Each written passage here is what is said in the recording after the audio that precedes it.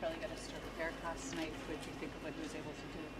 I thought what he did behind the plate was incredible. He did a lot of the things that you're wanting to say or do from the dugout. It's so much easier from the dugout. We kind of had that conversation a little bit. Like, of course, as coaches, we're following along pitches, and it's so easy to say you would do this or you wouldn't do that or good job there because we're in the dugout. But on the field, he did a lot of the directional stuff and kind of the coaching up of the pitchers stuff that we want done from the dugout. And then what you're talking about is the highlights on the hitting was he was a little earlier in the day. If he hits that ball to center, it's a homer. So it was an incredible night offensively, and we needed something because we just didn't have anything cooking. And he did that for us a couple different times. Tony, you've spoken highly of Eric, even going back to spring training when you had 3 guys ahead of him. I mean, what made you see this coming, and also what's ahead of him now is 2 other guys? Yeah, I think what's ahead of him now is something we talked about with the outfielders is now that we do kind of have a good assortment of guys that provides flexibility that are primary outfielders, but there does have that underlying theme of other guys that we can trust out there, and I think you can trust him in left field. I think he's a viable right-handed bat off the bench for us, but more than anything, the things that were talked about in spring training are just instant. Anytime someone's around him, Mess was around him prior to this with Brewer stuff and other guys that have come across him, you instantly enjoy being around him. And then he also knows the game. A lot of catchers got to see it from their position and they got to call pitches and things like that. But I think he really knows the game too. So he's a good one to be in the trenches with. What's been the feedback you've gotten from some of this pitching staff regarding, how he calls the game, how he runs the game, how he manages, them during the game? To be honest with you, I got to compliment the best pitching staff I was ever around. Was a group where we did all kinds of crazy stuff and no one really ever complained about their roles, which made life easier on us as coaches. I bring that up because this is a different version of that, but a refreshing one of we've had a lot of catchers. We've used a lot of catchers so far, and nobody wants to use a crutch at all of, but I like this guy the most, I like this guy the least, this guy's okay, but he's got to do this.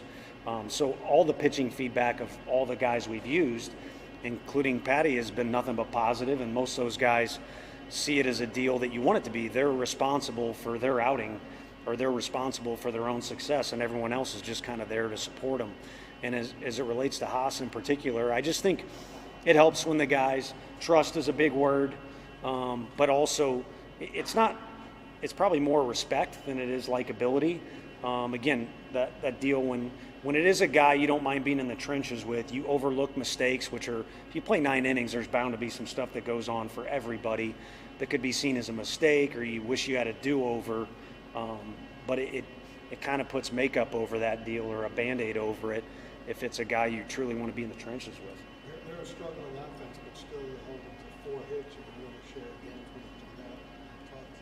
Yeah. Pitching all through. Yeah, I mean, I thought our guys have pitched really well. Hauser just continues to push forward despite just kind of a quirky, if you really analyze each outing and you combine all the things that have happened, it's been kind of quirky.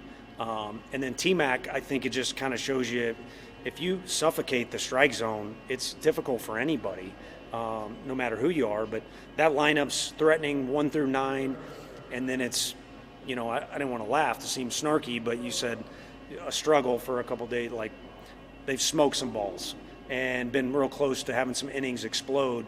But I think our pitchers gutted out a couple innings that went from a 0 or a 1 run for them in our favor, where it could have easily been a 5 or 6 run inning for them.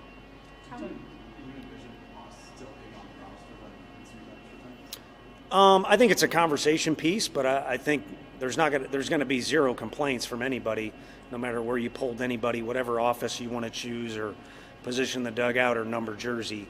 There isn't going to be anybody that would, either, and that would be the same answer if you asked me that in the middle of spring training too. So we'll see where we get. It's been fun for me to announce that number, the average number of guys you use for the length of a season, and then see it. You get to see Beck for the first time, and he's kind of always in a good mood, and he's easy to talk to. He's obviously intelligent with his background. It's been fun to see those guys come through, and there's a lot of circumstances that bring a guy back, or a guy goes down, or a guy's sore, or something like that. But there's never going to be one person in that clubhouse that isn't happy to see Haase when he's around. But it wouldn't be like keeping 3 catchers who only catch, like two of them who can play the outfield. Yeah. That flexibility can make that possible. Yeah, and I think Jesus on the infield too. Just the one thing we don't, we talked about Schmitty and other guys. Just the one thing we want to do is make sure we at least revisit the fundamentals of the position with a guy before we put him out there. And obviously, if you do something different from the norm, maybe you're giving a guy a day down is the most important thing, or maybe you're trying to go for defense or you're trying to go offense. But I think just to revisit the fundamentals. So just to throw Jesus around everywhere or Haase and right and left, we just want to revisit the fundamentals. But those two guys can do a lot of different things.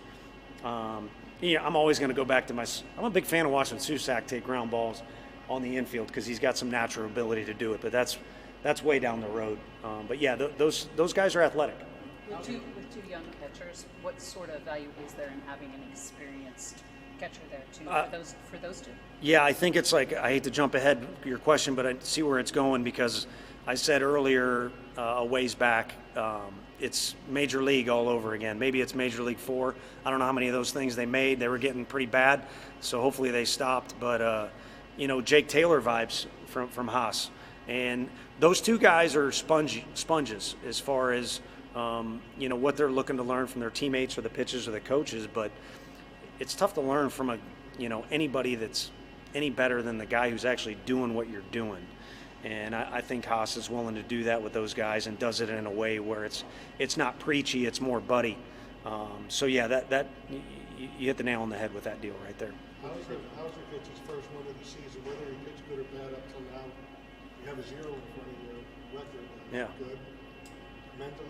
Yeah, he has pitched good, but I mean you got to get rewarded at some point before you start kind of going crazy and you start analyzing, well, in this outing, the coach should have done this, or in that outing, I should have thrown this pitch, or we didn't hit in that outing. It was just a number of circumstances were piling up, but eventually the percentages had to push through for him. If you keep competing, like his version of competing is a little different than maybe a Roop or something.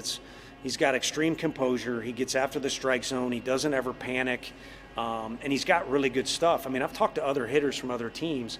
I'm speaking for them. He's got really good stuff. So if he just goes out there and is him every outing, the percentages and the numbers got to even out, at least to some extent. What did you think of the emotion you saw from Jung after that double? It was fun and it was funny. He's such a great guy to be around. And the one thing about Jung-Hoo that I don't want to say it's taken me by surprise, but each day or more and more you're around him, you realize how competitive he is. And maybe he doesn't verbalize it as much, and he's not the quickest guy to slam his helmet or anything, but he is ultra competitive.